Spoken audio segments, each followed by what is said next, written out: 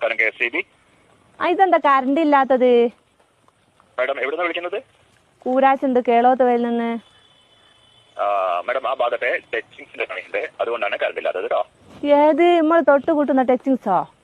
അയ്യോ അയ്യോ അയ്യോ അയ്യോ മാഡം, ആ ടച്ചിങ്സ് അല്ല, കറണ്ട് കമ്പിയിൽ തട്ടി നിൽക്കുന്ന മരക്കൊമ്പുകളൊക്കെ വെട്ടുന്നുണ്ട്, അതുകൊണ്ടാണ് അതിന്റെ പണി. അത് കഴിഞ്ഞാൽ വരണം. നിങ്ങൾ എന്റെ വീടിന്റെ മുമ്പിലെ ടച്ചിങ്സ് എപ്പോഴാ വെട്ടി തരിക?